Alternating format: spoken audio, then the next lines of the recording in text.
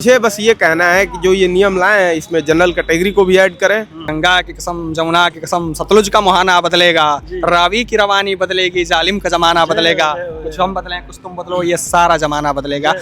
जिन हाथों में शक्ति भरी है राज तिलक देने की, उन हाथों में ही शक्ति भरी है सर उतार लेने की। इस भारतवर्ष की राजनीति और परंपरा और तमाम पीछे का इतिहास आप देखेंगे तो किस वंश ने आप पर आक्रमण नहीं किया, अत्याचार नहीं किया? भारत का संविधान कहता है कि किसी के न जाति, धर्म, लिंग, किसी के जेंडर, किसी भी तरीके से आप किसी से डिस्क्रिमिनेशन नहीं कर सकते हैं। तो नमस्कार दोस्तों, यूजीसी पे इतने सारा विवाद हो रहा है, हर कॉलेजेस में, हर बड़े बड़े यूनिवर्सिटीज़ में छात्र इसका विरोध कर रहे हैं। पर आइए छात्रों से समझते हैं कि ये पूरा केस है क्या, उनकी डिमांड क्या है, वो किस बात को लेकर विरोध कर रहे हैं, वो थोड़ा समझते हैं। भैया आपका नाम क्या है? नवनीत रंजन मिश्रा जी। भैया आपका क्या नाम है? मेरा नाम शिवम सिंह जी। तो आप क्या मतलब केस क्या है, डिमांड क्या हो रही है आप लोगों से इसमें? जुल्मो और सितम के दौर में हम सच कहने के आदी हैं। सच कहना अगर बगावत है तो समझो हम भी बागी हैं। अरे वाह वाह। ये जो यूजीसी के द्वारा नई गाइडलाइन पास की गई है, पारित की गई है, जी इसमें कुछ क्लॉज ऐसे हैं जी जो स्पष्ट रूप से सर्व समाज को एक साथ लाने की कवायद नहीं करते हैं। जी। सवर्ण समाज को हाशिए पर रख के उनके ऊपर एक ऐसा कुठाराघात करने का नहीं, कुत्सित प्रयास। ये तो इसलिए किया गया है कि स्वर्ण समाज जो भी समाज होते हैं वो कहा जा रहा है कि ST SC को दबा के रखते हैं, उनको थोड़ा प्रताड़ित करते हैं। इस पे मतलब इस पे है ना ये किस किस सदी की आप बात कर रहे हैं भाई साहब, मुझे ये नहीं समझ में आ रहा है। इस भारतवर्ष की राजनीति और परंपरा और तमाम पीछे का इतिहास आप देखेंगे तो किस वंश ने आप पर आक्रमण नहीं किया, अत्याचार नहीं किया? अंगुलियां कम पड़ जाती हैं जब आप गिनना शुरू करते हैं तो। डच, मंगोल, फ्रांसीसी, पुर्तगीज, ब्रिटिश, गोरी गजनवी या अकबर बाबर, किसने नहीं किया? लेकिन आज के दौर के लोगों की मानसिकता इतनी खराब हो चुकी है कि गोरी गजनवी, बाबर, अकबर तो उनके फूफा, मामा और मौसा चाचा हो जाते हैं और उनको लगता है कि ऐतिहासिक रूप से सबसे ज्यादा लोगों का दमन करने वाला जो समाज रहा है वो एक लाइन बिल्कुल यही लखनऊ विश्वविद्यालय में कुछ दिनों पहले ये नारे लगाए जाते थे कि ब्राह्मणवाद की कब्र खुदेगी विश्वविद्यालय की धरती पे, ब्राह्मण बनिया ठाकुर चोर, बाकी सारे DS4, ब्राह्मण बनिया भारत छोड़ो, तमाम प्रकार के। तो उनके लिए सरकार क्या अभी एक रिपोर्ट, जिस रिपोर्ट के मुताबिक ये यूजीसी लाई गई है, उस रिपोर्ट में कहा गया है 2019-20 में केसेस लगभग 150-200 केसेस थे, पर 24-25 में ये केसेस बढ़ के 400-500 तक पहुंच रहे हैं। तो इस पे क्या ऐसा होता है यूनिवर्सिटीज में? मैं उन्हीं आंकड़ों को जोड़ के आपको बताता हूँ। ओबीसी समाज को भी इन्होंने उस वर्ग में रख लिया है, केवल और केवल सवर्ण समाज के बच्चों को नहीं रखा है। ये बताइए एनसीआरबी का ऑफिशियल डेटा क्या कहता है आपको? मोर देन 75% केस में जो ST SC कम्युनिटी के लोग हैं उनका दमन, उनके साथ शोषण कौन करता है? ओबीसी समाज के लोग करते हैं। ये मैं नहीं कह रहा हूँ, ये आपके एनसीआरबी का डेटा है। तो आखिर आप भाई ओबीसी समाज को कर रहे हैं, सर्व समाज को कर रहे हैं, तो सिर्फ और सिर्फ आपको नफरत केवल और केवल सवर्ण समाज से क्यों है? आपकी डिमांड ये है मतलब गवर्नमेंट को लेकर?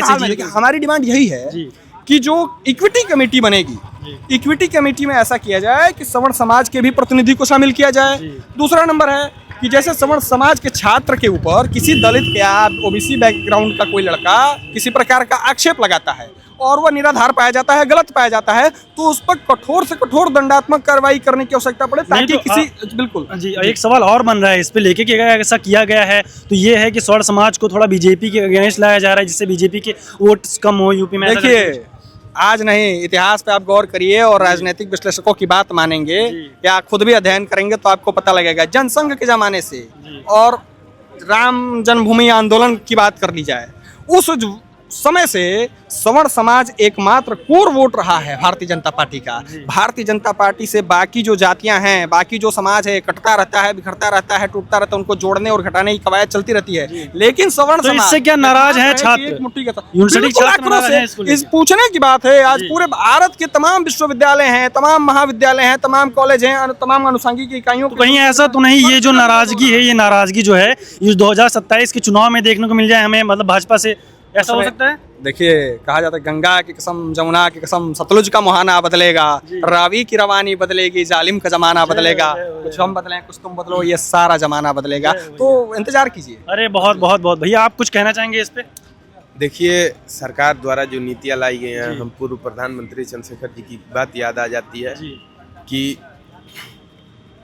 चंद्रशेखर जी ने सदन में कहा था कि जिन हाथों में शक्ति भरी है राज तिलक देने की, उन हाथों में ही शक्ति भरी है सर उतार लेने की। अच्छा, ये लाइन चंद्रशेखर जी ने भरे सदन के बीच कहा था, आज वो हमारे बीच नहीं है लेकिन उनके विचार जिंदा हैं। मैं ये कहना चाहूँगा कि ये सरकार जो ये ला रही है फरमान, यूसीसी का सपना दिखाई, यूसीसी लाएंगे, भारत के अंदर जो रोहिंग्या बांग्लादेशी हैं उनको भगाएंगे, और उसके साथ वो क्या करना है, स्वर्णों के साथ अत्याचार करने पे उतर आई है।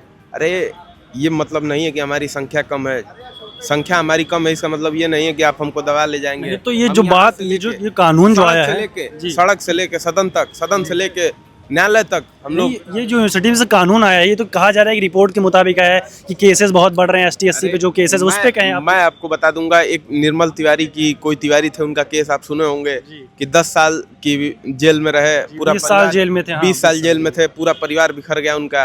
अब बाद में उसको उनको न्यायालय ने बाइज्जत बरी कर दिया।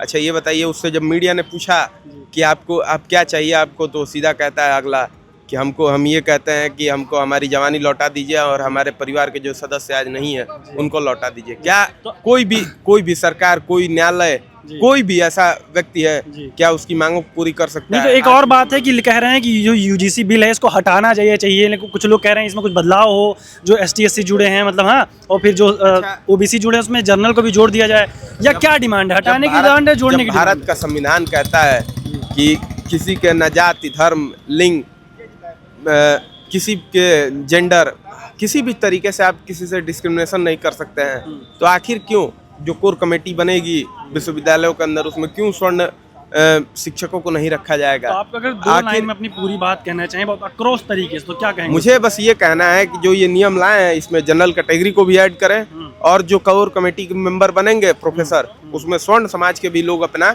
वो भागीदारी बहुत स्थापित बहुत करें। बहुत धन्यवाद, बहुत बहुत धन्यवाद।